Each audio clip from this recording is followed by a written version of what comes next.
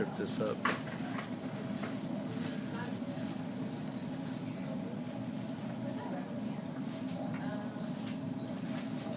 I'm just trying to get up here to the that thyroid cartilage. Kind of feels like the Adam's apple. And you can kind of feel that little shield right there. What is that little shield? Yeah, so that's the thyroid cartilage there. That's the first big ring of the trachea, and then you see the trachea cartilaginous rings there. Okay, and then as you come to the lungs, the three lobes, you do superior, middle, inferior, and then now we have two lobes on the left, but the cat has three lobes, so again, superior, middle, inferior. And then the cat has an additional lobe. It's going to be inside. Now this is the heart with the pericardial sac around the heart. And then right here's an additional lung lobe, and that's that mediastinal lobe there. And then this is the diaphragm, and the diaphragm completely separates the thoracic from the abdominal cavity there, okay?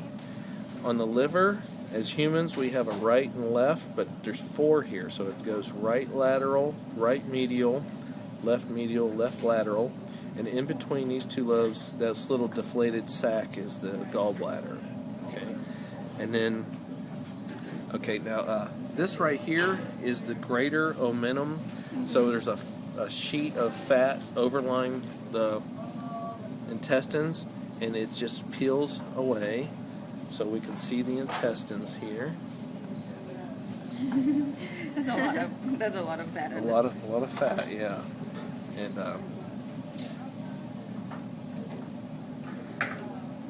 that seems to be the thing that shocks people the most is they didn't realize that omentum was there.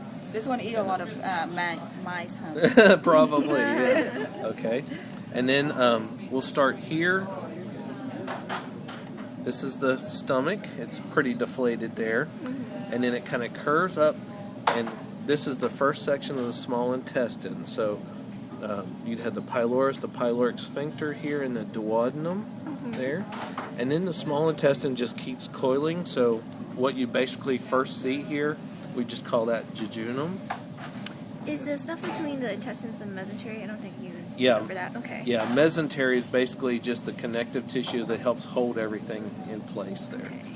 And then, where the small intestine comes and joins the large intestine with a little larger diameter here, we would call this the ileum, and then this is the cecum. And you can really spot it because the cecum kind of hangs down a little bit there. And there's no appendix. Our appendix would hang off of that. Okay, but so that's the cecum.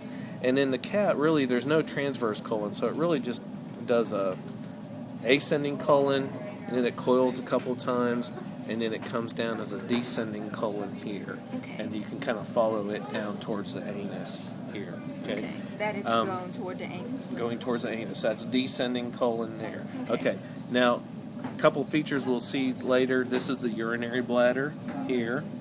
And the kidneys are back behind here.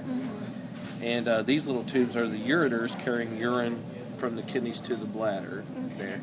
And then this is the spleen. It almost looks like the same consistency as the liver, but it's down below the stomach there. So that's the spleen. Is that where it's supposed to be usually? Yeah, your spleen is in basically the same location there. And that's part of the lymphatic system there. And I think that's all the main features there. So you have a really good cat. Really easy to see those features. So we will use one of our cat home. So hopefully I can mark your cat. Remember that for a test. That's a very good cat.